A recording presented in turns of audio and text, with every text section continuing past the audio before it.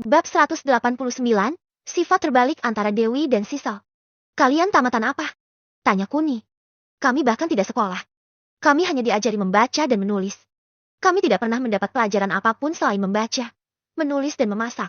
Tapi kami diam-diam pergi ke perpustakaan umum setiap minggu untuk membaca segala hal di sana. Ucap Vela sedikit senang. Zaman apa ini, masih ada orang tua yang kolot seperti itu. Apalagi ini dari keluarga terpandang. Keluarga Sutrisno. Pantas saja harta warisan keluarga Sutrisno tidak jatuh pada Vela. Tapi malah jatuh ke sepupu Bakti yang lain. Karena dari awal Bakti tidak pernah memberikan apapun pada keturunan perempuannya. Gumam Kuni. Apa kalian ingin merasakan bangku sekolah? Terutama untuk kamu Mel. Kamu masih 19 tahun. Jetty masih sempat untuk mendaftar kuliah. Ucap Kuni yang berharap Mela mau kuliah. Tuan Kun, suka bercanda deh. Bukankah untuk kuliah itu butuh ijazah yang terorganisir? Dari SD, SMP, SMA atau SMK, sedang kami tak punya satupun ijazah. Terang Mela. Untuk apa kalian butuh ijazah? Selama kalian punya universitas sendiri, kalian akan tetap bisa mendapatkan ilmunya. Ijazah. Selama kalian punya usaha sendiri, ijazah itu tidak penting. Besok hari Senin, kalian akan aku antar masuk ke kampus. Sejujurnya aku juga ingin merasakan suasana kampus. Apalagi aku hanya tamatan SMA. Terang Kuni saat melihat mata berbinar dari mereka. Terima kasih Tuan Kun, tapi kami suka dengan kehidupan kami yang begini. Selain itu, jika kami kuliah, maka Sisal dan Dewi tidak akan ada yang melayani mereka. Ucap Vela tegas. Lupakan soal mereka. Besok kalian tetap ikut aku. Ucap Kuni yang tetap memaksa mereka. Mereka berdua hanya bisa mengangguk pasrah. Apalagi mereka juga sedikit penasaran dengan bangku sekolah. Jetty, jika ada kesempatan, untuk apa disia-siakan? Setelah itu Kuni menelpon Rudy. Mungkin karena Rudy terlalu mabuk sehingga dia tak mengangkat telepon Kuni. Sesaat kemudian, Kuni dikejutkan oleh kedatangan Mona yang tergesa-gesa, karena dia mendengar kabar baik jika pembangunan apartemen yang sebelumnya mangkrak kini telah dimulai kembali. Lebih hebatnya lagi mereka bekerja selama 16 jam dalam sehari yang membuat Mona senang sekali. Kun, suara terengah-engah Mona. Ada apa Mon? Pagi-pagi kesini. Ucap Kuni santai. Apa kehadiranku tak kau inginkan Kun? Ucap Mona sedikit kesal. Padahal aku punya berita bagus, lanjut Mona. Memang berita apa? Oh ya, apa kamu sudah sarapan? Sini duduk kita sarapan bareng. Ucap Kuni. Loh, Sisal dan Dewi mana Kun? Tanya Mona keheranan saat melihat mereka berdua. Mereka sedang tidur Mon. Ucap Kuni santai. Dasar pemalas, untung saja ada Kak Vela dan Mela. Kalau tidak, kamu pasti udah kelaparan kalau nunggu mereka bangun. Ucap Mona yang memuji Vela dan Mela. Siapa yang pemalas Mon? Tiba-tiba suara Sisal mengejutkan Mona. Makanya cepat nikah biar tahu nikmatnya tidur eme suami. Timpal Dewi yang sedikit menggoda Mona. Apalagi Dewi tahu dari Sisal jika Mona tengah sedang mengurus surat perceraiannya dengan suaminya Aris. Mendengar celetukan Dewi, Sisal sedikit malu. Tapi saat memikirkan perkataan Dewi lagi, Sisal malah bangga karena apa yang dikatakan Dewi itu memang benarnya tak adanya. Oh kalian yang sudah Jetty akrab begitu. Dengar ya. Di sini yang paling tua itu aku. Mana sopan santun kalian? Ucap Mona yang hanya bisa menekan mereka dengan umurnya. Aku tidak peduli, yang penting Kuni sudah sah menjadi suamiku. Ledek Sisal yang membuat Mona semakin kesal. Sudah, kalian ini sukanya berantem terus. Ucap Kuni yang mencoba melerai. Sementara Mona yang kesal, langsung beranjak pergi karena dia sudah tak tahan dengan ejekan Sisal dan Dewi. Melihat Mona pergi, Sisal dan Dewi tersenyum senang. Sementara Kuni merasa jika hubungan mereka tidak segera membaik, maka mereka tidak akan bisa akur untuk selamanya. Sisal, sudah berapa kali aku bilang, jangan bertengkar terus dengan Mona. Kamu lagi ikut-ikutan juga. Ucap Kuni. Hei Kun, kami ini istri kamu. Kok kamu malah bela-belain Mona? Keluh Sisal. Aku tidak memihak pada siapapun. Aku hanya tidak ingin kalian itu bertengkar terus. Ucap Kuni. Terserahlah. Aku malas berdebat denganmu. Ucap Sisal lalu pergi yang diikuti oleh Dewi. Kuni yang terkejut dengan perubahan sikap keduanya merasa curiga. Dulu saat Kinan di awal kehamilannya juga bersikap berlebihan saat menyikapi tingkahnya yang salah sedikit. Setelah itu Kuni menyusul mereka ke kamar dan mengidentifikasi informasi mereka dengan mata dewanya. Kuni tercengang saat mengetahui jika Dewi telah hamil sekitar 2 mingguan, sementara Sisal masih semingguan. Ingin rasanya Kuni memberitahu mereka. Tapi saat ditanya tahu dari mana, mungkin itu akan menjadi pertanyaan yang mungkin tidak bisa dia jawab. Akhirnya dia menahan dirinya. Dia balik ke meja makan lalu membawa makanan untuk mereka berdua ke kamar. Sesampainya di dalam kamar, Sisal, Dewi, aku minta maaf. Sebagai permintaan maafku, aku akan menyuapi kalian hari ini. Ucap Kuni yang membuat Dewi sedikit senang. Tidak perlu Kun, aku masih kenyang. Ucap Sisal judes. Dewi sebenarnya senang sekali jika disuapi Kuni. Tapi saat mendengar Sisel berkata judes pada Kuni membuatnya tak bisa menolak keinginan Sisel. Sedangkan Kuni merasa sikap Sisel sudah sangat keterlaluan. Bahkan Dewi yang sama-sama hamil saja tidak terlalu buruk seperti Sisel. Apa setiap kehamilan memiliki mood yang berbeda-beda? Ayolah sayang, apa kamu kenyang gara-gara semalam aku hajar? Aku rasa semalam kamu justru kelaparan karena tak bisa lama melayaniku. Goda Kuni yang membuat Sisel tersipu malu. Habisnya kamu tidak membantuku. Ucap Sisel malu-malu. Sementara Dewi masih tidak mengerti kata membantu yang dimaksud Sisel. Dia juga tak berani bertanya karena dia sangat menginginkan Kuni menyuapinya makan sekarang. Sudahlah Cil. Sudah baik Kuni mau menyuapi kita. Layu Dewi. Baiklah jika itu mau mudu, sudah dengarkan Kun. Suapi kami sekarang. Ucap Sisel judes lagi yang membuat Kuni semakin yakin dengan sifat Sisel dan Dewi. Ternyata Dewi yang bersikap arogan di luar, ternyata dia menginginkan kelembutan. Sementara Sisel yang lembut di dalam. Dia menampakkan sisi arogannya akibat kehamilan yang tidak dia sadari itu. Oke, kalian bisa lepas baju sekarang. Karena aku suka menyuapi kalian yang sedang telanjang. Ucap Kuni yang membuat mereka berdua terkejut. Bab 190.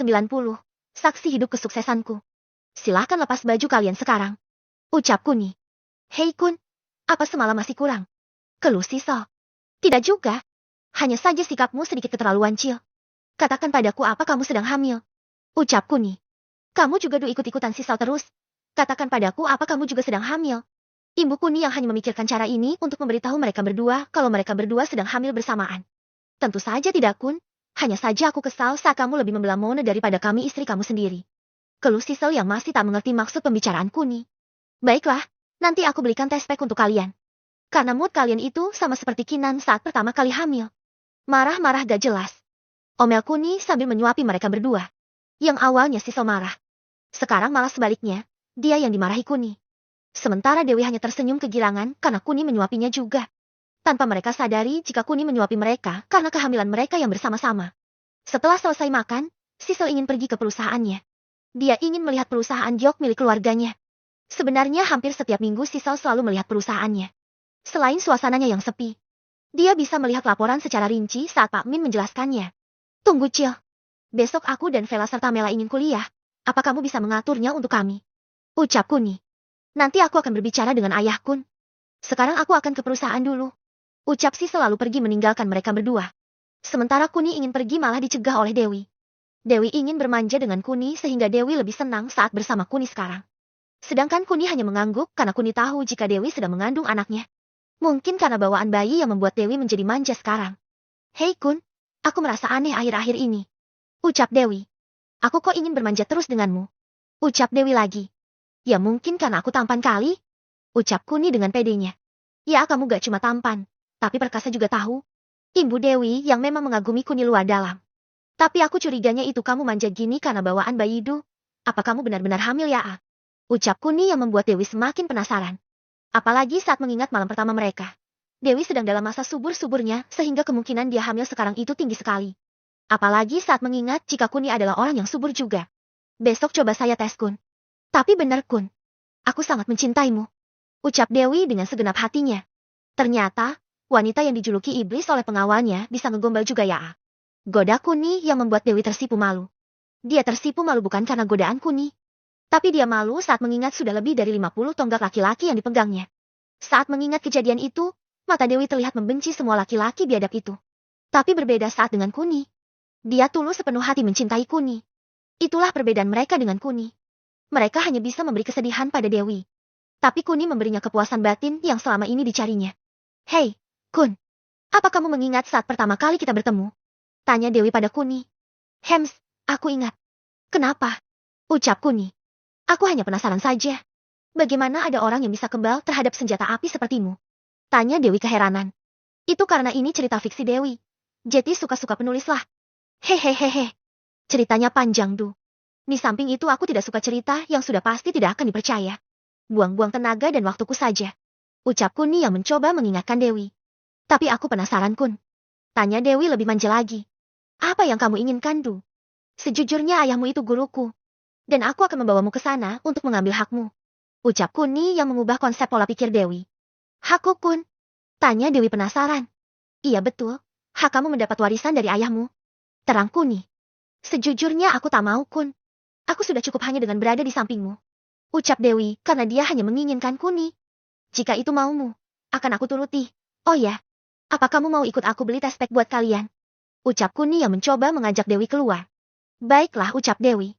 Setelah itu, mereka beli tes pack di apotik terdekat lalu pulang secepat kilat. Tak lupa Kuni juga membeli buah-buahan segar untuk mereka. Di tengah jalan, Kuni bertemu Pak Tua yang menurutnya tidak asing. Kuni yakin pernah bertemu dengannya. Pak Tua, teriak Kuni saat mengingat jika Pak Tua tersebut adalah pelayan Kadino tempo hari. Pak Tua tersebut menoleh ke arah suara orang memanggilnya dan terkejut saat melihat Kuni. Selama ini dia mencari Kuni, dan baru beberapa bulan kemudian akhirnya dia menemukan Kuni. Oh anak muda, sudah lama aku mencarimu. Ucap Pak Tua sambil berjalan mendekati Kuni. Mencariku? Ada apa Pak Tua? Apa prediksiku dulu itu salah? Tanya Kuni yang penasaran. Oh tentu tidak anak muda. Prediksimu tepat sekali. Aku sangat mengagumi kehebatanmu. Ucapnya menyanjung Kuni. Siapa dia Kun? Tanya Dewi penasaran karena sejujurnya Dewi tak mengerti arah pembahasan mereka. Dia adalah pelayan kasino. Bisa dibilang dia adalah saksi hidup kesuksesanku. Ucap Kuni pada Dewi. Ngomong-ngomong Pak Tua, ada apa mencariku? Ucap Kuni. Begini anak muda. Sejujurnya saya ingin bekerja denganmu. Sejak tahu kehebatanmu membuat aku sangat bersemangat ikut denganmu. Ucap Pak Tua. Aku sudah tidak main lagi di kasino Pak Tua. Jadi tidak ada yang bisa membuatmu semangat sekarang.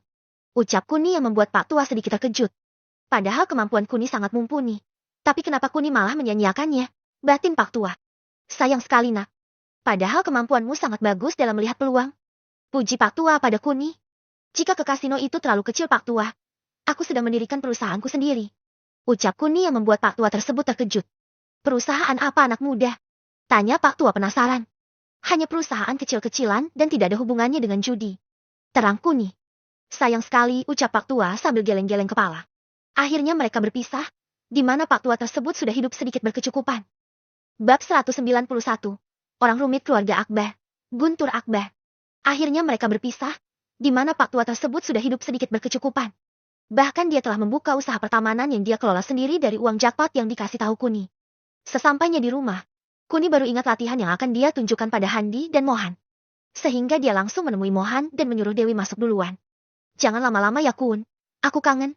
Ucap Dewi manja. Kuni hanya mengangguk lalu pergi meninggalkan Dewi menuju ke tempat Mohan. Mohan, Tuan Handi mana?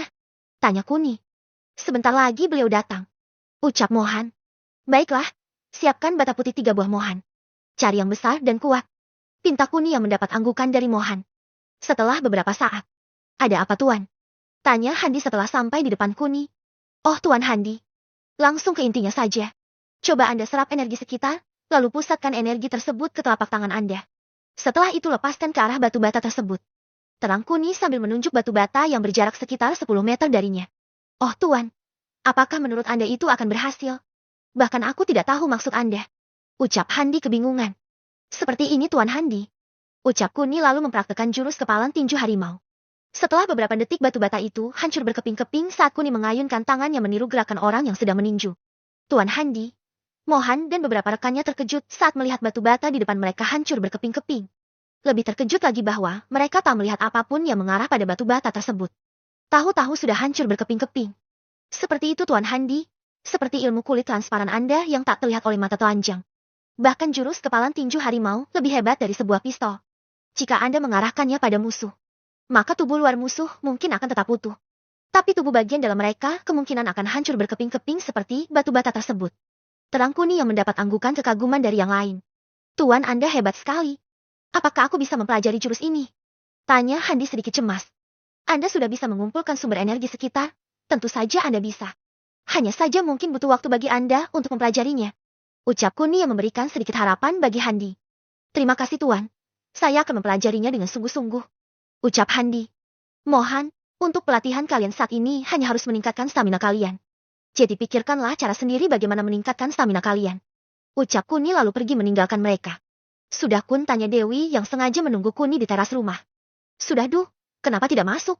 Tanya Kuni. Aku, sudah jelas menunggu lelakiku. Ucap Dewi lalu menggandeng tangan Kuni. Sementara mereka masuk, Vela dan Mela yang sedang membersihkan kebun merasa senang sekali. Terutama Mela yang sudah tak sabar untuk pergi kuliah besok. Di tempat lain, Sisal yang datang ke perusahaannya dikejutkan dengan batu zamrud dan gioknya yang tertata rapi sekaligus mengkilap akibat dari pekerjaan Pak Min yang sangat memuaskan. Bahkan Sisal memuji Pak Min tanpa henti yang membuat Pak Min sedikit besar kepala. Nona Sisal, Sebenarnya yang membuat semua ini adalah muridku. Aku hanya memberikan desain padanya. Ucap Pak Min jujur. Murid, tanya Sisal terkejut. Iya Nona, saya punya murid yang sangat berbakat sekali. Apalagi usianya juga masih muda. Terang Pak Min. Jika ada orang sebagus itu, kenapa tidak dibawa ke perusahaan Pak Min? Tanya Sisal. Sabar Non, jika semua tugas sudah dia selesaikan, pasti aku bawa ke sini. Ucap Pak Min. Baiklah Pak Min. Untuk laporan penjualannya mana? Tanya Sisal. Sudah diurus sama sekretaris Nona, Mika. Apa Mika tidak mengirimnya ke tempat Anda? Ucap Pak Min. Kemudian Sisal teringat paket yang dikirim oleh kurir 2 hari lalu. Tapi Sisal tidak membukanya. Mungkin sudah ada di rumah Pak Min. Kalau tidak ada apa-apa lagi, saya akan pulang sekarang. Ucap Sisal. Tunggu sebentar Nona Sisal. Saya kira Anda sudah membacanya. Jadi gini, terdapat kendala dari salah satu keluarga besar yang ada di kota Blue. Keluarga Akbar yang berada di kota Blue memesan 2 buah batu zamrud dan sepakat membayar dengan harga 10 triliun untuk 2 buah batu tersebut. Tapi keluarga Akbar hanya membayar sebesar 100 miliar saja dan sisanya mereka seperti sengaja tak ingin membayar. Terang Pak Min. Keluarga Akbar, Pak Guntur maksud Anda? Ucap Sisal karena hanya ada satu keluarga Akbar di kota Blue dan itu pasti Guntur. Betul Non. Dari mana Nona tahu? Tanya Pak Min. Apa Mika tidak menjelaskan jika Pak Guntur ingin membeli perhiasan di perusahaan kita harus dengan cara tunai? Ucap Sisal. Untuk itu saya tidak paham Non, saya hanya mengambilkan barang atas pesanan sekretaris Nona saja. Ucap Pak Min. Baiklah, biar nanti saya telepon Mika. Kalau begitu saya permisi pulang dulu Pak Min. Oh ya untuk bonusnya apa sudah cair Pak Min? Tanya Sisal. Sudah Non, tapi apa tidak terlalu besar? Ucap Pak Min. Itu permintaan suamiku Pak Min. Jadi diterima saja. Ucap Sisal lalu pergi meninggalkan Pak Min. Sesampainya di rumah, Sisal lalu mengambil paket yang belum sempat dia buka di lemari ruang keluarga. Saat membukanya ternyata benar jika itu adalah laporan yang dikirim oleh Mika. Setelah mempelajari sebentar, memang benar ada tunggakan yang sudah lewat lebih dari seminggu belum dibayar. Sisal lalu menghubungi Mika untuk datang ke rumahnya untuk meminta penjelasannya. Setelah 30 menit, Mika tiba di rumah Sisal dan melihat wajah Sisal yang sedikit menahan amarahnya. Mika, tolong jelaskan kenapa Pak Guntur tidak membawa uang tunai, tapi masih diberi barang? Tanya Sisal.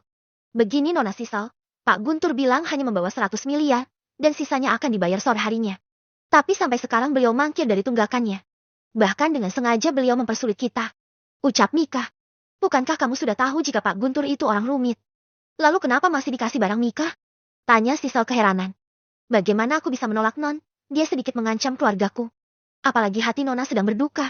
Jadi saya tak punya keberanian mengabari Nona langsung. Terang Mika. Bab 192. Punya hutang 32,9 triliun. Dia sedikit mengancam keluargaku Non ucap Mika. Dasar bandhot. Lain kali jika Guntur datang ke perusahaan lagi, cepat panggil aku. Teriak Sisal keras sekali sehingga membuat Kuni mendengar teriakan Sisal. Tuh, sebentar. Sepertinya Sisal marah-marah lagi. Ucap Kuni yang melepas pelukan Dewi. Jangan lama-lama Kun ucap Dewi. Kuni hanya mengangguk lalu pergi ke ruang keluarga. Di sana dia melihat Sisal memarahi Mika yang membuat Kuni bersimpati pada Mika. Karena tak tahan dengan mata Mika yang sedikit berair, akhirnya Kuni menyela pembicaraan Sisal. Ada apa, Cil? Kenapa teriak-teriak begini? Tanya Kuni sambil memeluk Sisal dari belakang. Sisal lalu menceritakan kejadiannya dari awal yang sesekali dibantu Mika agar ceritanya tidak tumpang tindih. Setelah selesai bercerita, Kuni akhirnya memahami pokok permasalahannya. Bukankah itu urusan sepele, Cil? Ucap Kuni santai. Sepele apanya, Kun? Dia itu orang paling rumit sedunia. Bahkan dia juga sering beli di perusahaan, tapi sampai sekarang belum dibayar. Yang terbaru adalah 2 buah batu zamrud milikmu yang tidak dibayar penuh. Terang Sisal teriak pada Kuni. Tenang dulu, Cil. Aku bisa menyelesaikannya dengan sangat cepat. Ucap Kuni lalu bertanya pada Mika.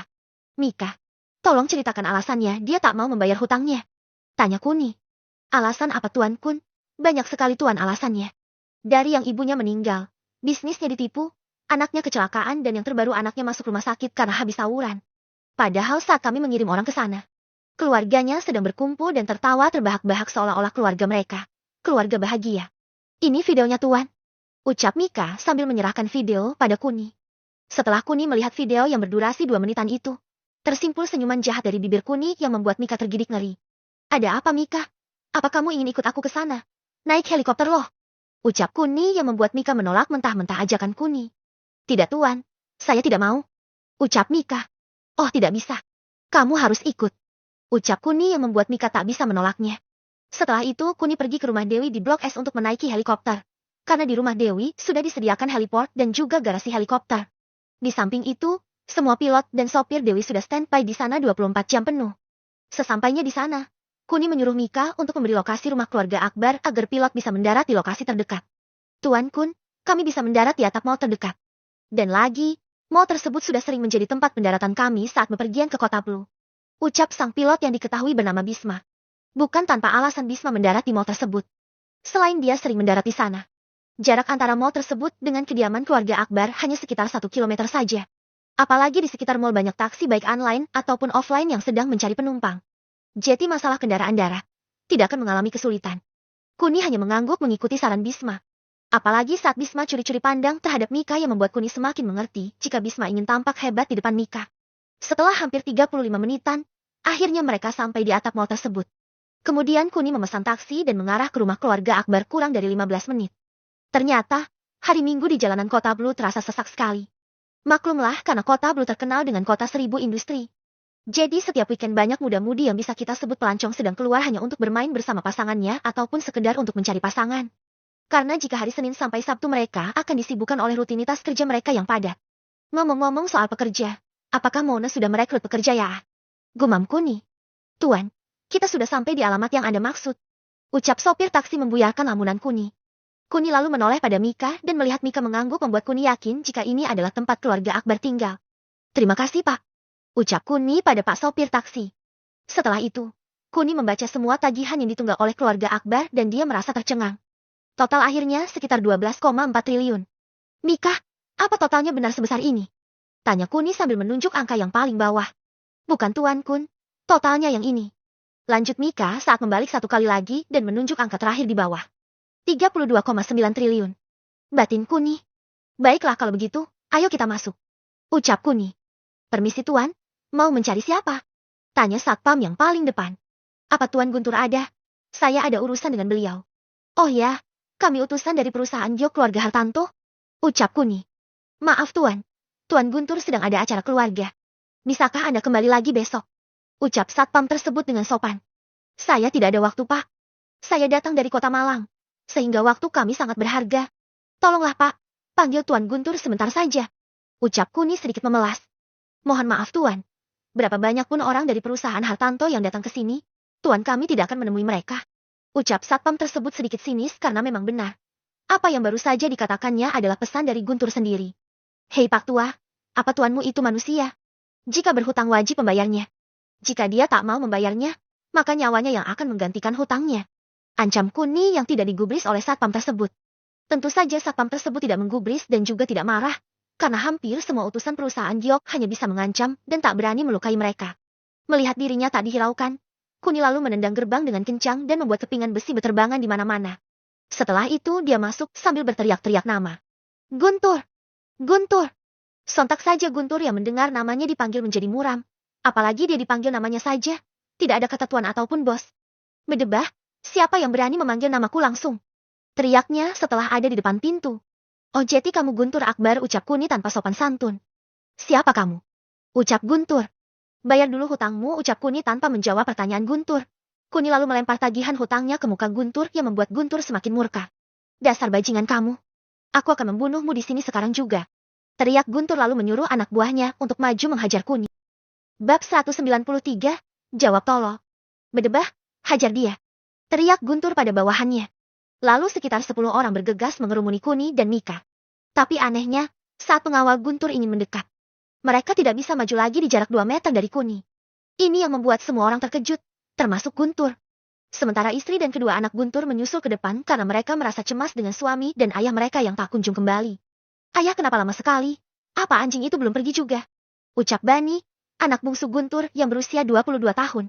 Bani Akbar adalah pemuda arogan dan juga sangat bajingan. Hobinya adalah meniduri para perawan lalu mencampakannya. Itulah sebabnya di usianya yang baru menginjak 22 tahun. Wajahnya sudah seperti umur 30 tahun. Setelah berkata seperti itu, Bani terkejut saat melihat Mika. Apalagi dia yakin jika Mika masih perawan, sehingga tanpa melihat Kuni. Dia lalu menghampiri Mika dan mengajaknya ke kamarnya. Hei Guntur, apakah tindakan anakmu ini tidak keterlaluan? Ucap Kuni sambil menahan amarahnya. Bajingan kamu, jika anakku menginginkannya, maka dia harus mendapatkannya. Teriak istri Guntur Rani. Sementara kakak Bani, Kela Akbar yang berusia 24 tahun merasa cemas. Dia yakin jika Kuni bukan orang sembarangan. Ternyata kalian adalah keluarga sesat. Moral kalian sudah habis. Sifat manusia kalian sudah hilang. Teriak Kuni lalu melepaskan kekuatannya yang membuat seluruh pengawal yang berusaha mendekatinya terlempar jauh dan kemudian mereka pingsan. Setelah itu dia meraih tangan Bani yang sedang memegang tangan Mika dan meremukannya tanpa membuat Mika tersakiti. Krika, teriak Bani. Kemudian Kuni melempar Bani dan menyuruh semua orang untuk masuk ke dalam rumah mereka. Mika, kamu kembalilah ke helikopter. Ucap Kuni lalu memasuki kediaman rumah keluarga Akbar. Mika hanya mengangguk lalu pergi menaiki taksi. Sementara Kuni setelah sampai di dalam rumah Guntur. Dia lalu menyuruh seluruh keluarga Guntur untuk melepas pakaiannya. Sama seperti keluarga Arlan. Hanya tertinggal celana dalam saja. Hei kalian, kenapa tidak kamu lepas pakaian kalian? Ucap Kuni santai. Mereka tetap tak mau melepas pakaian mereka karena mungkin Kuni hanya bercanda saja. Tapi tidak di detik berikutnya. Kuni lalu menendang lengan tangan Bani dan Guntur dengan keras sehingga teriakan kesakitan mereka didengar oleh Rani dan Kayla. Setelah melihat kejadian mengerikan di depannya, Kayla langsung melepas semua pakaiannya. Begitu juga ibunya Rani serta Guntur dan Bani yang mencoba berdiri untuk melepas pakaian mereka. Dengan rasa kesakitan yang amat dalam, Guntur dan Bani akhirnya bisa melepas semua pakaian mereka. Hei, siapa namamu? Tanya Kuni pada Bani. Tuan, tolong lepaskanlah kami akan membayar hutang kami sekarang juga. Ucap Guntur mencoba membujuk Kuni. Hutang? Jadi kamu sadar jika punya hutang, tapi tidak mau membayarnya? Teriak Kuni yang membuat Guntur semakin ketakutan. Kemudian Kuni menuju Rani dan bertanya pada Rani. Apakah pantas anakmu meniduri siapapun yang dia inginkan? Ucap Kuni. Rani hanya menunduk dan tak mau membuat Kuni marah. Sikap arogannya tadi sudah hilang sepenuhnya setelah mengetahui kehebatan Kuni dalam bertarung.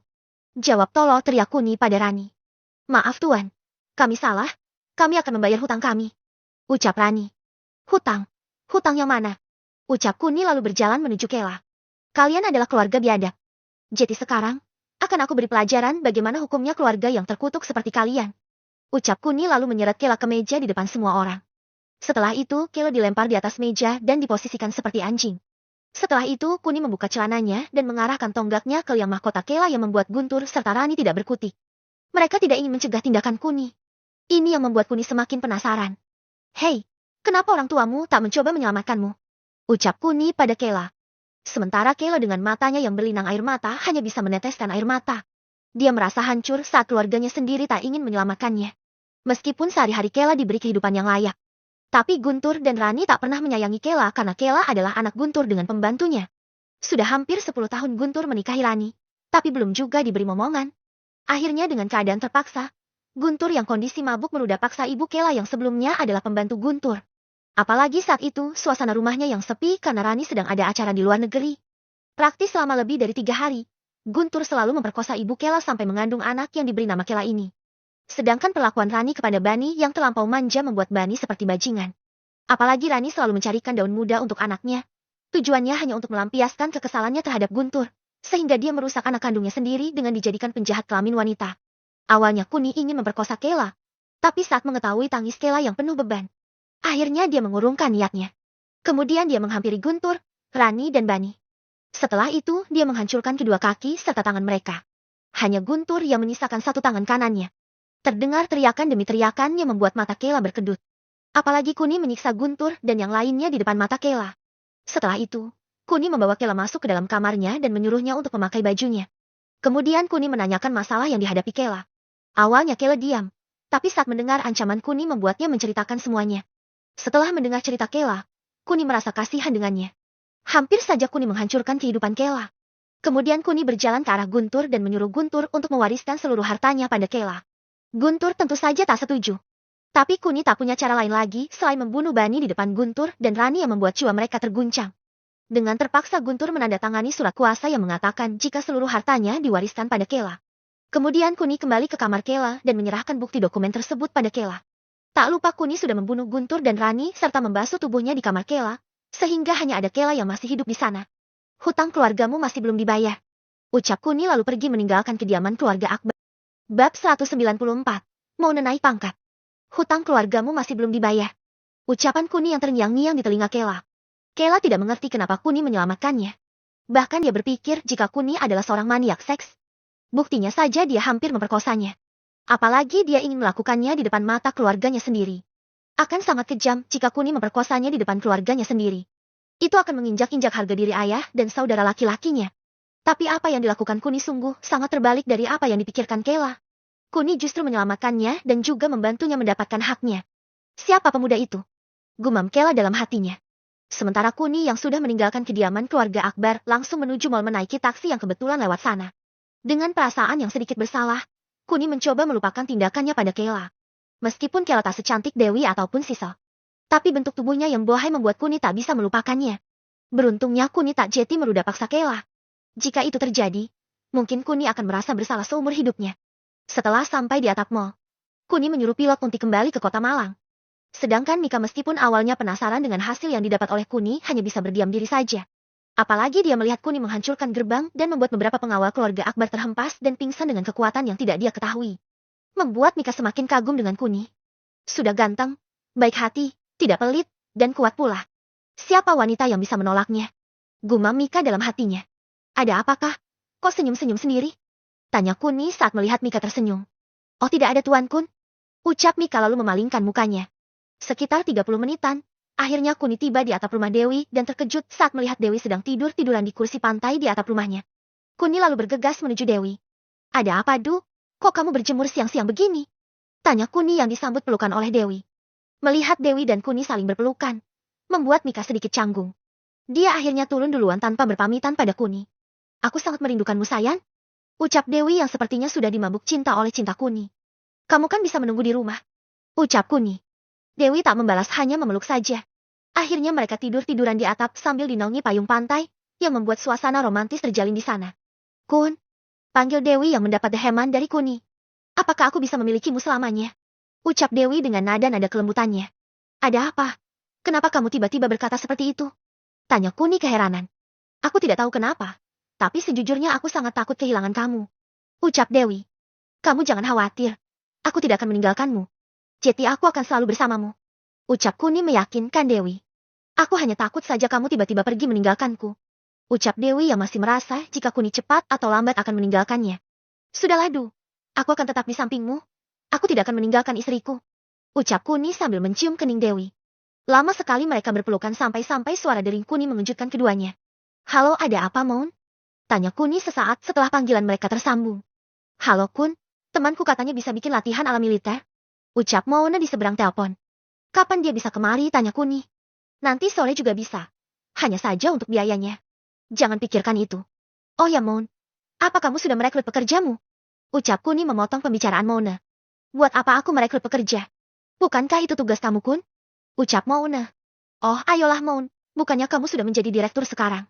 Ucap Kuni yang membuat Mona terkejut. Direktur, teriak Mona. Iya, kamu sekarang direkturnya. Ucap Kuni. Kun, jangan bercanda. Teriak Mona. Aku tidak bercanda Moon. Mulai sekarang. Kamu direkturnya. Jadi sebagai direktur, kamu harus mempersiapkan semuanya. Ucap Kuni santai. Lalu apa tugasmu Kun? Tanya Mona penasaran. Aku hanya tinggal dengan istriku tanpa bekerja. Ucap Kuni. Dasar brengsek, teriak Mona lalu mematikan panggilannya. Sementara Kuni hanya tersenyum karena dia senang sekali merepotkan Mona. Apa istimewanya dia Kun? Kok kamu bahagia sekali menggoda dia? Tanya Dewi penasaran. Dia adalah orang yang membantuku saat aku berada di posisi titik terendah dalam hidupku. Ucap Kuni sambil mengenang kenangannya dengan Mona. Kenapa Du? Apa kamu cemburu padanya? Ucap Kuni lagi. Bagaimana aku bisa cemburu Kun? Sedangkan kamu selalu dikelilingi wanita-wanita cantik. Puji Dewi. Dari tadi kamu selalu memujiku Du. Apa kamu masih menginginkan kehangatan dariku? Goda Kuni. Tidak perlu, aku sudah kepanasan di sini. Ucap Dewi yang menolak ajakan Kuni untuk bercinta. Karena sudah terlalu lama, akhirnya Kuni dan Dewi turun dan menuju rumah Kuni di blok A nomor ke-15. Sesampainya di sana, ternyata Kuni telah ditunggu oleh Siso. Lama benar Kun, gimana hasilnya? Tanya Siso. Katanya mau diantar ke sini sendiri. Ucap Kuni santai. Kamu serius Kun? Tanya Siso tak percaya dengan apa yang dibicarakan Kuni. Apa kamu sungguh-sungguh membutuhkan uang itu Cil? Tanya Kuni. Aku jelas tidak butuh uangnya. Tapi aku sangat benci dengan keluarga Akbar yang suka menghutang dan tak mau membayar. Ucap Siso judes. Kuni hanya tersenyum saja karena tingkah Siso sangat berbeda dengan Siso yang dikenal Kuni. Lupakan keluarga Akbar. Bagaimana dengan kuliah kami? Ucap Kuni sambil merangkul Vela dan Mela. Kamu bisa masuk besok. Ayah sudah berkata pada dekan yang baru tadi. Ucap Siso. Oke, aku akan siap-siap. Ayo Vel, Mel. Kita beli kebutuhan untuk kuliah besok. Ajak Kuni pada kedua kakak tersebut. Mereka hanya mengangguk dan berjalan ke swalayan di belakang Kuni. Karena jaraknya tidak terlalu jauh, maka mereka memutuskan untuk jalan kaki saja. Apalagi cuaca senjanya sangat mendukung untuk jalan-jalan santai. Setelah semua yang dibutuhkan terbeli, mereka akhirnya pulang dengan riang. Bahkan Mela bersenandung ria karena terlalu senang. Tanpa terasa mereka sudah sampai rumah dan Kuni telah ditunggu oleh seseorang. Ya, Kuni ditunggu oleh teman Mone yang bisa membuat pelatihan militer untuk meningkatkan stamina dan fisik Mohan serta lainnya. Bab 195, sudah tak bisa merasakan kedamaian lagi. Perkenalkan Tuan. Nama saya Romi. Ucap Romi memperkenalkan dirinya pada Kuni.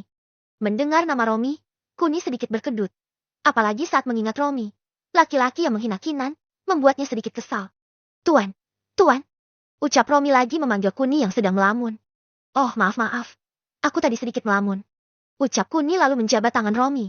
Setelah itu, mereka berbincang-bincang mengenai standar dan keinginan tempat yang diinginkan oleh Kuni. Dari segi latihan dan juga tempatnya yang harus terbuka juga membuat Kuni sedikit pusing. Lagi pula latihan seperti itu apa bisa meningkatkan kekuatan Mohan dan temannya secara singkat dan signifikan. Baiklah Tuan Romi. Terima kasih atas waktu dan saran Anda hari ini. Semoga kita bisa bekerja sama untuk kedepannya. Ucap Kuni yang mengakhiri pertemuan hari ini dengan Romi. Setelah itu, Romi pulang dan Kuni akhirnya bisa bersantai. Viu padat benar hari ini. Gumam Kuni. Kun. Ucap Siso yang sepertinya tidak bisa membuat Kuni istirahat dengan tenang. Ada apa Cil? Ucap Kuni sedikit malas. Ada acara lelang harta karun di kota Sun. Apa kamu mau ke sana denganku? Ucap Siso penuh harap. Kapan acaranya Cil? Tanya Kuni sedikit penasaran. Acaranya seminggu lagi. Tapi kita harus ke sana mulai besok. Karena meneliti harta karun itu membutuhkan waktu yang sangat lama. Gimana? Aks Siso. Kita akan ke sana pas hari pelelangannya Cil. Jika naik helikopter milik Dewi, mungkin butuh waktu sekitar 1 jam saja. Ucap Kuni. Tapi nanti kita nggak akan punya banyak waktu untuk meneliti semua harta itu Kun. Jadwalku pada Cil. Besok kuliah. Besoknya meresmikan perusahaan. Besoknya lagi dan besok-besoknya lagi padat pokoknya. Ucap Kuni sedikit membingungkan Siso. Kamu sih ribet Kun. Pakai acara kuliah segala. Keluh Siso. Mendengar keluhan Siso, membuat Kuni rindu akan dunia ojolnya. Apalagi janjinya pada Sugeng dan yang lainnya untuk makan bersama belum terrealisasikan. Itu membuat Kuni sedikit punya hutang pada mereka. Baiklah Cil, kita tetap ke sana seminggu lagi. Dan besok aku tidak akan kuliah. Sebagai gantinya kamu yang membawa dan menjaga Vela serta Mela di kampus. Karena besok aku ada janji dengan teman ojolku. Ucap Kuni lalu memejamkan matanya di sofa. Oke, tapi kalau tidur di dalam kamar Kun. Ucap Si selalu pergi ke dapur untuk membuat makan malam. Kuni akhirnya bisa merasakan kedamaian saat Sisal pergi. Dia bisa tidur dengan tenang sekarang. Cuma angan-angan Kuni sornya tanya. Dewi tiba-tiba duduk dan menyenderkan kepalanya di bahu Kuni, yang membuatnya tak bisa tidur dengan tenang. Kenapa Kun? Tanya Dewi saat Kuni tiba-tiba bangun. Kita ke kamar saja. Ucap Kuni lalu menggendong Dewi. Di dalam kamar, Kuni mencoba merayu Dewi. Tapi Dewi tetap tak ingin bercinta. Dia hanya ingin bermanja dengan Kuni yang membuat mereka akhirnya tidur-tiduran dan tanpa sadar. Kuni tidur beneran. Saat tiba makan malam, Sisel ingin membangunkan Kuni, tapi dicegah oleh Dewi. Akhirnya keempat gadis itu makan bersama tanpa adanya Kuni di meja makan tersebut. Di pagi hari, rumah Kuni kedatangan kepala polisi Erik dan beberapa anak buahnya. Kedatangan Erik tentu saja karena insiden yang terjadi pada keluarga Akbar. Di mana kepala polisi kota Plu adalah adik Guntur. Tuan Kuni, apakah benar Anda yang membunuh keluarga Akbar? Tanya Erik. Bisa dibilang begitu, Tuan Erik. Siapa dalang di balik Anda ke sini? Tanya Kuni tanpa basa-basi. Sebenarnya saya ke sini karena mendapat surat bantuan penangkapan Anda Tuan Kun. Saya tidak percaya jika Anda berani melanggar hukum dengan membunuh seseorang. Terang Erik. Tuan Erik, apakah seseorang yang berhuyang bisa dipidanakan? Tanya Kuni yang mendapat gelengan kepala dari Erik. Percuma saya lapor jika keluarga Akbar tidak ingin membayar hutang dan tidak bisa dipidanakan. Ucap Kuni yang membuat Erik mengerti. Binatang seperti mereka lebih baik mati saja. Ucap Kuni santai. Tapi Tuan Kun, konsekuensinya sangat besar. Sekarang adik Tuan Guntur, sebagai kepala polisi di kota Blue, menginginkan Anda. Ucap Erik sedikit cemas dengan keselamatan Kuni. Anda jangan khawatir. Saya akan menyelesaikannya sendiri. Kalau tidak ada keperluan lain. Silahkan Anda pergi Tuan Erik, karena saya sedang ada acara. Ucap Kuni yang mengusir Erik secara halus. Mau tak mau Erik akhirnya pergi dan tak berani membantah Kuni. Sementara itu, Kuni menelpon Jenderal Sukirman untuk mengatasi masalah ini. Ternyata, jadi orang penting itu ada untungnya juga. Gumam Kuni setelah tahu jika Jenderal Sukirman akan menyelesaikan masalah ini. Setelah masalahnya telah selesai, Sisel dan kedua kakak beradik dari keluarga Sutrisno juga sudah berangkat kuliah. Kuni lalu menelpon Sugeng untuk mengajaknya makan siang bersama. Sugeng tentu saja senang. Apalagi dia tahu jika Kuni adalah orang tajir sekarang. Jadi dia tak bisa menolak ajakan Kuni. Karena urusan hari ini selesai, waktu makan siang juga masih sekitar 4 jam lagi. Apalagi hanya tinggal berdua saja dengan Dewi membuat Kuni sedikit saini. Akhirnya dia meminta jatah pada Dewi. Tapi dia terkejut saat mencari Dewi dan tak menemukannya dimanapun. Akhirnya Kuni berinisiatif menelpon Dewi. Halo Du, kamu ada di mana? Tanya Kuni. Aku sedang keluar Kun, ada urusan mendesak. Ucap Dewi. Ada urusan apa? Keluar kok gak bilang-bilang. Ucap Kuni sedikit kesal. Ada di ucap Dewi lalu mematikan teleponnya. Sebenarnya tadi pagi, Dewi mengetes kehamilannya dan sedikit terkejut ada garis 2-nya. Tapi karena garis 1-nya yang terang, membuatnya pergi ke dokter keluarga Sanjaya yang berada di kota Rik. Dia pergi sendiri setelah makan. Setelah mengetahui jika Dewi sudah pergi membuat Kuni sedikit stres. Akhirnya hanya satu wanita yang bisa dimintai dia melayani dia. Dan itu adalah Mona. Mungkin jam segini, Mona masih belum berangkat. Gumam Kuni lalu menelpon Mona. Halo Mon, kamu datanglah ke rumahku sekarang. Ucap Kuni setelah telepon tersambung dan langsung mematikan panggilannya tanpa menunggu balasan dari Mona. Mona tentu saja kesal, dia tak diberi kesempatan untuk menolak. Padahal dia sudah berada di tengah jalan. Dasar bajingan, selalu saja buat aku marah-marah terus. Gerutu Mona di dalam mobilnya. Bab 196. Tak ada rotan, akar pun jeti. Dasar bajingan, gerutu Mona. Tapi pada akhirnya dia memutar balik pergi ke rumah Kuni. Sesampainya di sana, Mona masuk dan tak menemukan Kuni. Kemudian dia mencari Kuni ke taman samping rumah dan tak menemukannya. Setelah itu dia pergi ke kamar Kuni. Masuk dan masih tidak bisa menemukan Kuni. Hais, tadi suruh ke sini. Sekarang dicari malah gak ada. Sudah gak ada orang lagi. Gerutu Mona. Tiba-tiba dari belakang Mona, ada seseorang yang mendekapnya. Awalnya Mona terkejut. Tapi dia yakin jika orang itu adalah Kuni. Jetty yang awalnya sedikit memberontak, akhirnya dia diam dan berbalik menghadap Kuni. Kamu ini Kun, bercandamu jelek. Ucap Mona sambil tersenyum. Tapi senyuman Mona seketika hilang saat orang yang memeluknya itu memakai topeng. Mona refleks mendorong pria bertopeng itu untuk menjauh darinya. Setelah terlepas, Mona pergi ke pojokan dan membuat pria bertopeng itu sedikit bingung. Siapa kamu? Teriak Mona. Aku akan memperkosamu. Hahaha. Ucap pria bertopeng itu dengan bangganya. Bajingan kamu. Mohan. Teriak Mona yang ingin memanggil Mohan. Kuni malah senang melihat kecemasan Mona. Dia malah tersenyum karena kamarnya kedap suara. Praktis kalau bukan di sekitar kamarnya. Suara teriakan Mona tidak akan terdengar. Kuni lalu berjalan mendekat perlahan ke Mona dan membuat Mona sedikit ketakutan. Mona ingin sekali meneteskan matanya dan membuat Kuni sedikit kasihan. Akhirnya karena tak tega jika Mona menangis, Kuni lalu melepas topengnya. Tarara, teriak Kuni yang membuat Mona terkejut. Dasar bajingan kamu Kun. Bajingan. Teriak Mona sambil memukul dada Kuni. Kuni hanya tersenyum sambil meminta maaf pada Mona. Hehe maaf Mon, aku gabut hari ini jadi aku menggodamu lagi. Ucap Kuni yang berusaha memeluk Mona. Kamu bajingan Kun, bercandamu sangat keterlaluan. Ucap Mona yang menangis di pelukan Kuni. Mona, aku bercanda tadi. Maaf ya jika membuatmu ketakutan. Ucap Kuni yang tidak mendapat respon dari Mona. Mon, tolong berhentilah menangis. Ucap Kuni. Mona masih terus terisak lirih, karena sejujurnya Mona sangat ketakutan tadi. Mona, tolonglah berhenti. Ucap Kuni sambil menatap mata Mona yang ketakutan. Kemudian Kuni mendaratkan bibirnya di bibir Mona, tak peduli Mona masih menangis atau tidak. Karena Kuni tahu jika dia tak mengalihkan pikiran Mona, maka sampai nanti pun Mona akan tetap memikirkan pria bertopeng itu. Kun kamu. Ucap Mona yang terkejut saat Kuni menciuminya. Sebagai permintaan maafku, aku akan memuaskanmu Mon. Ucap Kuni. Dasar enak di kamu, ucap Mona. Ayolah Mon, ucap Kuni sedikit memelas. Ogah, teriak Mona. Karena tak mendapat jatah secara sukarela, Kuni akhirnya sedikit memaksa, dengan bibirnya yang mencium Mona, dan tangannya bergerilya ke seluruh tubuh Mona. Kun kamu. Oh, ucap Mona yang sedikit mendesah saat tangan Kuni tiba-tiba memegang mekinya. Bahkan Mona tanpa sadar saat tangan Kuni sudah masuk ke rok mininya. Saat melihat Mona yang sudah sedikit terpancing, Kuni lalu melepas semua pakaian Mona yang pada akhirnya tanpa perlawanan dari Mona. Kemudian Kuni mencumbu Mona lagi.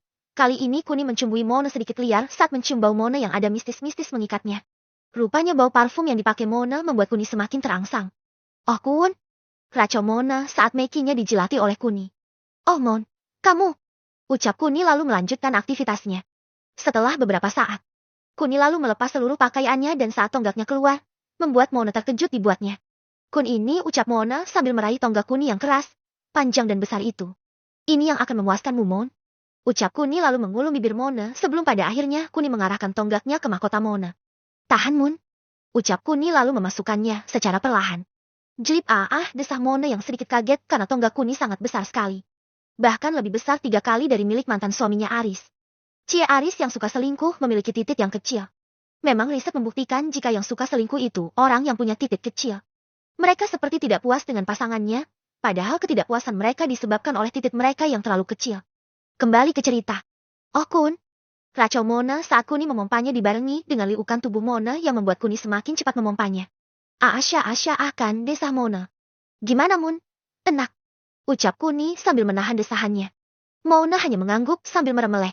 Sesekali dia melihat wajah Kuni yang sedang menggenjotnya dengan kecepatan yang sedikit di luar nalar itu. Oh, baby. Racau Mona saat mendekati klimaksnya. Kuni lalu lebih mempercepat lagi dorongannya dan membuat Mona melotot saking kerasnya. Dan desah panjang Mona yang membuat Kuni berhenti. Saat melihat waktu, Mona hanya mampu bertahan 6 menit saja. Bagaimana Mon? Apa kamu puas? Tanya Kuni. Kun, kamu sangat perkasa sekali. Bagaimana aku tidak puas? Sanjung Mona. Hentikan sanjunganmu Mon, ini baru 6 menit. Ucap Kuni lalu menyuruh Mona nungging dan Kuni siap menusuk Mona dari belakang. Setelah mengarahkannya, Kuni lalu memasukkan tonggaknya dan lagi-lagi membuat Mona terkejut. Jelipa ucap Mona. Oh Kun ini lebih enak baby. Racau Mona saat merasakan kenikmatan lainnya. Nikmatilah Mon ucap Kuni. Oh yes baby. Oh desah Mona. Ceplak. Oh Kun yes baby racau Mona. Kuni memompa Mona hampir 10 menit dan Mona akhirnya mencapai klimaks keduanya. Oh Kun. Desah panjang Mona lalu dia tersungkur di atas kasur empuk tersebut. Mona sudah tak ada tenaga dan sudah tak mampu berdiri lagi. Akhirnya Kuni membalikkan Mona lalu membaringkannya dengan gaya misionari favoritnya. Kun, kamu masih mau lanjut? Ucap Mona sedikit pasrah. Iyalah Mon, kan aku belum kelar. Ucap Kuni. Istirahat sebentar Kun, pinta Mona. Tidak perlu, kamu berbaring saja. Aku akan memulainya sekarang. Ucap Kuni lalu mengarahkan tonggaknya. Dengan terpaksa, Mona hanya menuruti Kuni.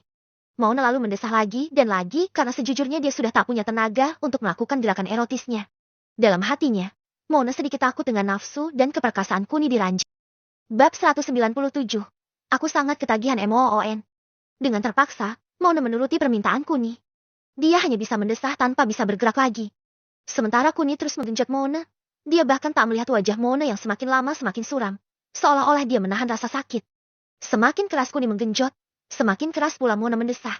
Bahkan desahan Mona bisa dibilang bukan desahan lagi, tapi teriakan yang memekikkan telinganya.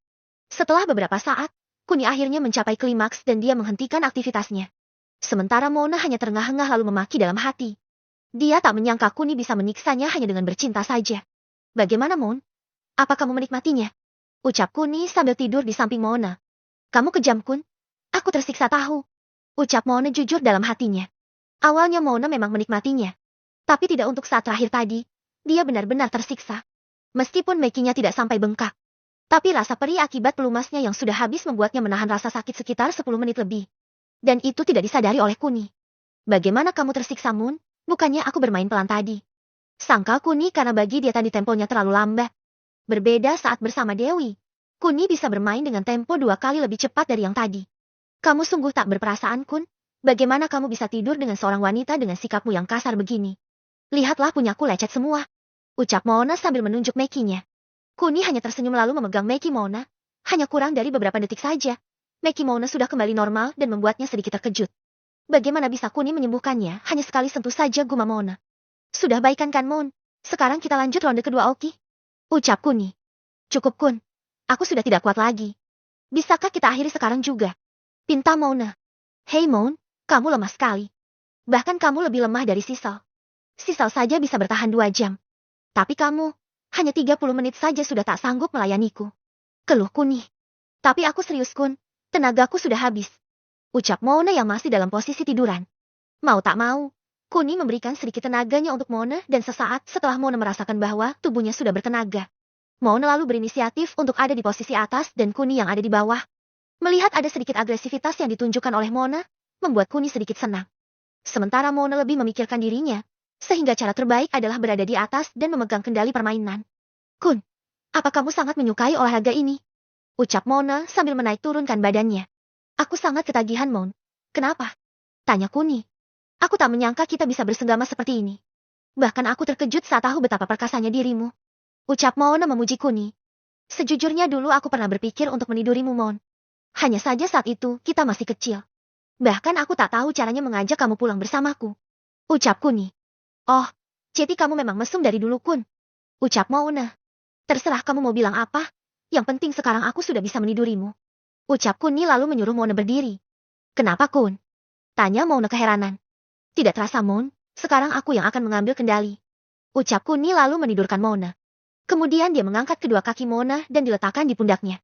Setelah itu dia mengarahkan tonggaknya ke mahkota Mona dan berusaha untuk menggenjot Mona. Pelan-pelan saja, Kun. Pinta Mona. Dasar kamu lemah, Mon. Ejek Kuni lalu memasukkan tonggaknya sedikit keras dan... Auhi sakit, Kun. Pelan-pelan dong. Keluh Mona karena Kuni sengaja membuatnya sakit. Aku tak tahu, Mon. Kenapa aku suka sekali menggodamu. Ucap Kuni yang tersenyum. Setelah itu Kuni memompa Mona secara perlahan dan penuh perasaan. Kali ini Mona benar-benar menikmatinya. Menikmati saat Kuni memompanya, sekaligus Mona bisa merasakan kasih sayang Kuni padanya. Meskipun lama-lama ada sedikit rasa perih, tapi Mona menahannya. Dengan nerangan dan desahan keduanya yang saling bersahutan semakin menambah gairah di antara keduanya. Kali ini Mona benar-benar terhipnotis oleh keperkasaan Kuni. Sementara Kuni sekarang benar-benar membuat Mona merasakan apa artinya kepuasan bersama. Apalagi gaya yang mereka praktekkan adalah gaya yang sangat intim sekali. Di mana dalam gaya seperti ini, tonggak Kuni bisa masuk sampai ke dalam. Sementara mahkota Mona sedikit keluar sehingga gesekan-gesekan antar keduanya menimbulkan rasa-rasa kenikmatan yang hanya bisa dirasakan oleh mereka berdua. Tak berapa lama, Kuni akhirnya ingin menyemburkan laharnya, sementara Mona masih mengerang dan mendesah. Entah sudah berapa kali dia telah mencapai klimaks. Tapi dia tak mengerang atau mendesah panjang. Hal itu Mona lakukan agar Kuni bisa menikmati setiap permainannya tanpa ada jeda. Sehingga kenikmatan yang dirasakan Kuni bisa dia rasakan sampai lama. Oh Mon, oh. Terang Kuni saat dia akan mencapai klimaks keduanya. Sementara Mona hanya bisa mengerang dan mendesah. Dia sudah tak tahan lagi dengan permainan Kuni yang membuatnya benar-benar terkapar. Sesaat kemudian, Kuni mencapai klimaks yang dibarengi dengan lemasnya Mona. Nafas Mona yang memburu membuat Kuni tahu jika Mona menahan nafasnya agar dia bisa mencapai klimaks dan bisa menikmatinya. Gimana, Mon? Tanya Kuni yang terkapar di samping Mona. Apanya, Kun? Kamu liar sekali. Puji Mona karena baru kali ini dia merasakan kepuasan yang tak pernah dikasih oleh Aris, mantan suaminya. Maaf, Mon, karena tiba-tiba menidurimu. Aku sangat-sangat ingin melakukannya tadi. Ucap Kuni. Aku gak masalah, Kun. Yang penting laki-laki itu adalah kamu. Ucap Mona. Baiklah kalau begitu, kita bisa tidur dulu setelah itu kita mandi. Ajak Kuni yang mendapat anggukan dari Mona. Mona yang terkuras seluruh tenaganya bisa tertidur dengan cepat.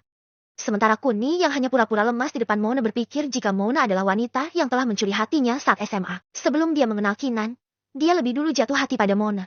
Hei Kun, apa sudah selesai? Bisik Dewi dari luar kamar Kuni. Masuklah. Ucap Kuni lalu berdiri dan duduk di sofa. Wow, hebat sekali Kun.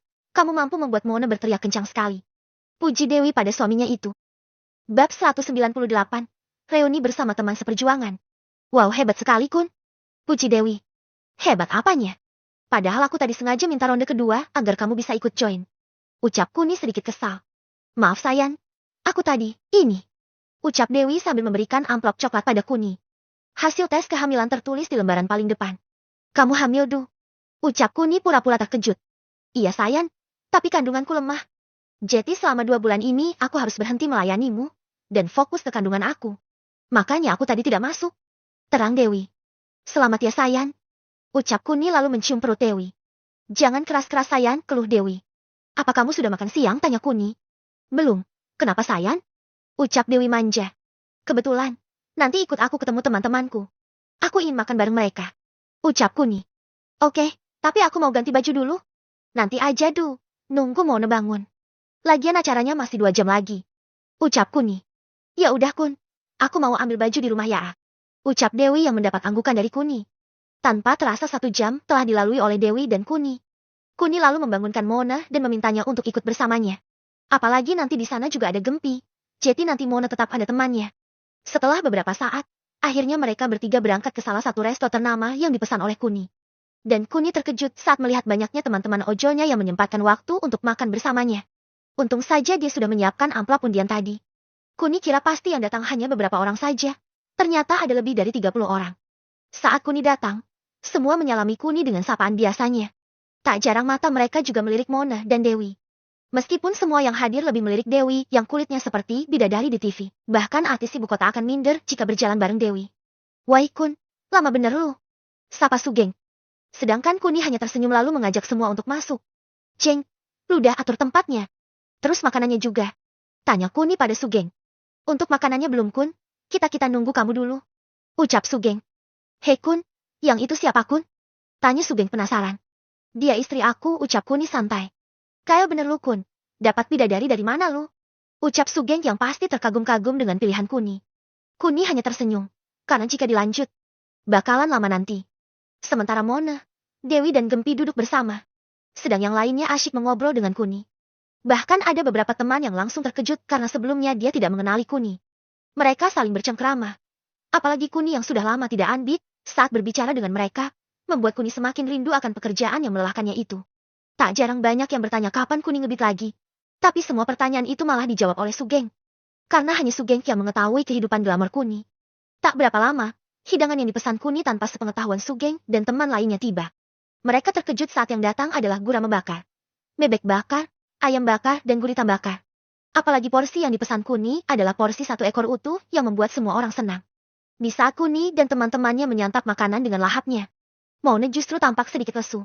Selain tenaganya tinggal separuh, Mona juga masih memikirkan kantornya yang akan diresmikan besok.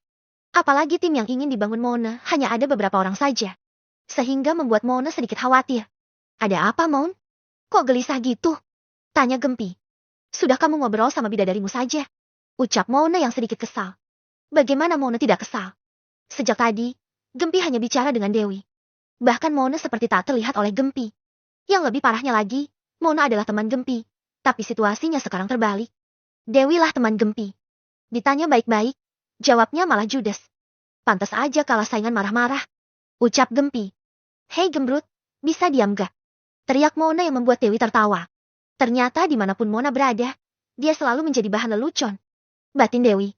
Sementara Vela dan Mela yang sedang kuliah ditemani Sisal tidak mendapat halangan berarti. Hanya saja Vela merasa bosan dengan kehidupan kampus yang monoton. Hanya keluar masuk kelas, nongkrong, masuk lagi. Membuat Vela tidak bergairah sama sekali. Sedangkan Mela merasa senang sekali. Dia bisa memiliki teman baru, main bersama mereka, nongkrong bersama mereka. Bahkan Mela betah sekali tinggal di kampus. Meskipun kegiatannya hanya kumpul-kumpul gak jelas, tapi di setiap kumpul pasti ada saja bahan yang bisa diceritakan. Itu yang membuat Mela tidak cepat bosan. Saking bahagianya, Mela tidak berkumpul dengan Sisal dan Vela. Apalagi dengan tubuhnya yang seksi, membuat semua wanita iri menatapnya. Bahkan semua mata lelaki selalu melihat Mela saat mereka dekat dengan Mela. Ada yang meminta nomor Wah dan ada yang langsung mengajak Mela makan bersama. Cil, aku udahan saja ya. Besok aku gak mau kuliah lagi. Gerutu Vela. Terserah kamu aja Kak Vel, yang penting Kak Vela udah tahu atmosfernya kampus itu seperti ini. Terang Siso. Ngomong-ngomong di mana Mela Kak? Tanya Siso. Dia sudah punya teman baru. Ucap Vela santai. Ya udah kita cari yuk, sudah waktunya pulang. Ucap Siso yang mendapat anggukan dari Vela. Setelah mencari Mela hampir 1 jam, akhirnya mereka ketemu juga. Kemudian mereka bertiga pulang. Sepanjang perjalanan, Mela menceritakan kisahnya dengan teman-teman barunya. Sementara Vela hanya diam dan tak menghiraukan ucapan Mela. Setelah acara makan-makan selesai, tak lupa Kuni membagikan nomor undian pada setiap orang. Kali ini yang menjadi pembawa acara adalah Sugeng. Sebelumnya Kuni sudah menyuruh Sugeng untuk memberitahu ke temannya jika di akhir acara makan bersama akan ada undian berhadiah juga. Awalnya mereka tak percaya. Tapi saat Sugeng menceritakan hadiah motor barunya dan video beberapa detik undiannya membuat semua orang sedikit antusias. Akhirnya ada sekitar 30 orang lebih yang hadir. Teman-teman, karena ini di luar prediksi, maka kita akan mengundi dengan memilih kartu terbesar. Dari 30 orang ini, hanya akan ada 25 orang yang mendapat kupon hadiah dan hanya 15 orang saja yang akan mendapatkan hadiah. Terang Sugeng. Bab 199. Mendapat perusahaan Ojo. Aku harap kita bisa saling jujur teman-teman, teriak Sugeng. Untuk hadiahnya, masing-masing uang sebesar 5 juta rupiah. Teriak Sugeng lagi yang mendapat riuhan tepuk tangan dari teman-temannya yang lain. Setelah beberapa saat, akhirnya telah ditentukan ke 25 orang yang mendapat kupon hadiah. Dan sesaat kemudian, undian berhadiah 5 juta resmi dimulai. Nampak raut wajah bahagia terlintas di wajah semua orang yang hadir di sini. Tak terkecuali Dewi. Dia sangat senang dengan acara yang meriah seperti ini. Entah apa yang membuat Dewi begitu senang. Tapi dalam hatinya dia beruntung memiliki Kuni dan bisa merasakan kekeluargaan yang amat kental ini. Setelah hampir 60 menit, undian yang selalu mendapat sorakan serta tepuk tangan dari mereka yang memenangkan undian ataupun yang tidak menang. Meskipun ada sedikit rasa kekecewaan, tapi pada akhirnya semua orang tersenyum dikala Kuni mengumumkan jika semua orang yang tidak memenangkan undian akan mendapat uang kaget senilai 2 juta rupiah untuk setiap orang. Hanya Sugeng dan Gempi yang mendapat uang 10 juta dari Kuni. Tak terasa acara makan bersama berlangsung secara damai, di mana tidak ada gesekan antara kelompok Kuni yang ramai dengan pengunjung yang lain. Akhirnya mereka berpamitan dengan wajah yang gembira. Setidaknya untuk sementara hanya ini yang bisa dilakukan oleh Kuni untuk membantu mereka. Hari sudah sore ketika Kuni dan yang lainnya berpisah. Mona juga sudah mempersiapkan semuanya. Karena tadi saat acara berlangsung, Mona sibuk dengan wawancaraan lainnya yang membuat Gempi penasaran. Setelah mengetahui tujuan Mona, akhirnya Gempi ingin kerja ikut Mona sehingga dia tak lagi hidup di jalanan. Sesampainya di rumah, Kuni yang baru saja tiba dikejutkan oleh suara Mela yang sedang bercerita tentang kehidupannya di kampus. Sementara teman lawannya bicara, Vela hanya diam saja. Bahkan dia bosan dengan cerita Mela yang itu-itu aja. Sudah Mel, jangan cerita terus.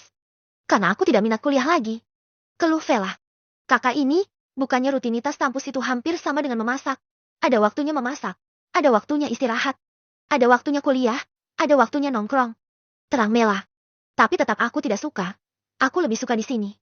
Damai, tenang dan tidak berisik. Ucap Vela yang memang suka kedamaian ketimbang keramaian. Ya terserah kakak, pokoknya besok aku kuliah lagi. Ucap Mela keras. Kalian ini, baru kali ini aku lihat kalian berantem. Ucap Kuni yang mengagetkan mereka. Tuan Kun, kakak gak mau kuliah lagi. Terang Mela. Biarkan saja. Kalau kamu masih ingin kuliah, ya kuliah saja. Ucap Kuni lalu pergi meninggalkan mereka. Setelah di kamar, Kuni tak melihat Sisel. Dia ingin memberitahu Sisel jika Dewi sedang hamil. Yang lebih pentingnya lagi, Dewi sedang hamil dan tak bisa melayani Kuni selama 2 bulan. Jadi dia ingin memperingatkan Sisel untuk menyiapkan mentalnya. Karena tak melihat Sisel dimanapun, Kuni akhirnya menelpon Sisel dan mengetahui jika Sisel sedang ada di rumahnya. Beberapa saat kemudian Sisel kembali dengan membawa beberapa camilan. Yang membuat Kuni sedikit terkejut. Apalagi selama ini, Sisel tidak pernah nyemil. Apakah bawaan bayi Sisel sudah dimulai? Batin Kuni. Lupakanlah. Hei Cil, aku ingin tanya sama kamu. Apakah bisa kita membeli perusahaan ojol? Tanya Kuni. Mendengar pertanyaan Kuni, membuat Sisel terkejut. Meskipun perusahaan ojol sedikit menguntungkan, tapi usaha batu giok jauh lebih menguntungkan. Kurasa tidak ada untungnya membeli perusahaan ojol Kun. Ucap Sisel sambil nyemil. Apa aku seperti orang kekurangan uang Cil? Aku tidak butuh untung. Yang penting teman-temanku bisa mendapat kehidupan yang lebih baik lagi. Dan satu lagi, mungkin hanya ini yang bisa aku lakukan untuk mereka. Ucap Kuni yang mencoba meyakinkan Sisel. Tapi sepertinya juga akan sulit Kun. Karena pemilik perusahaan ojol itu adalah orang terkaya di kota Rit. Itu orangnya. Ucap Sisel sambil menunjuk Dewi. Tentu saja Kuni terkejut. Ternyata pemilik perusahaan ojol adalah istrinya sendiri. Duh, apa benar itu perusahaanmu? Tanya Kuni penasaran. Itu hanya anak perusahaan saja sayang, lalu kenapa diributin? Ucap Dewi santai. Kenapa nggak bilang duh? Sekarang aku akan merubah sistemnya. Jadi aku bisa bantu mereka. Ucap Kuni antusias. Gak semudah itu sayang, kita harus melihat untung dan ruginya. Apalagi kita juga harus menghidupi ratusan karyawan yang merawat serta menjalankan sistem pengoperasian perusahaan tersebut. Dengan kata lain, keuntungan perusahaan harus stabil agar tidak mendapat kerugian. Terang Dewi. Untuk masalah itu gampang. Kamu tinggal bilang berapa biaya yang dikeluarkan perusahaanmu untuk menggaji mereka. Aku yang akan membayar ganti ruginya. Ucap Kuni. Tetap tidak semudah itu Kun, jika ada pembaruan sistem, belum tentu diterima dan juga belum tentu mendapat keuntungan. Terang Dewi lagi. Ribet bener Du, berapa kamu jual? Biar aku bayar lunas. Ucap Kuni dengan sombongnya. Dewi tentu saja kesal. Ternyata Kuni tidak seperti yang dia pikir. Kuni hanya berpikir jika dia ingin menolong, maka dia akan melakukannya tanpa memperhitungkan untung ruginya. Tahu Akun, aku gak mau bicara lagi sama kamu. Ucap judes Dewi yang membuat Kuni sedikit terkejut. Dengar Du, aku akan membeli perusahaan ojolmu. Setelah itu aku yang akan mengaturnya dan kamu sudah tidak perlu memikirkan kerugiannya. Terang Kuni. Tahu bodoh. Ucap Dewi singkat. Melihat tingkah Dewi yang sedikit ngambek, Kuni tak ingin lagi berdebat dengannya. Dia ingin agar Dewi tenang dulu baru melanjutkan percakapannya dengan Dewi. Sementara Sisel sedang asyik mengemil di depan mereka berdua. Rupanya, suasana kampus sudah bisa merubah mood Sisel yang mudah marah menjadi lebih kalem. Mungkin karena Sisel berpikir jika dirinya sudah tua dan waktunya berpikir bijaksana sehingga tanpa sadar wataknya sudah berubah lagi sedikit kalem. Setelah beberapa saat, Kuni masih tak melihat tanda-tanda senyuman di wajah Dewi, yang membuatnya sedikit frustasi. Apalagi sedari tadi, Dewi hanya fokus pada handphonenya dan tak pernah melihat Kuni sekalipun. Duh, gimana? Mau kamu jual ke aku? Tanya Kuni lagi. Tidak perlu Kun, aku kasihkan saja. Tapi nanti kamu bilang ke Mona untuk mengadakan konferensi pers tentang pengambil alihan perusahaan ojol tersebut. Terang Dewi yang lagi-lagi mengejutkan Kuni.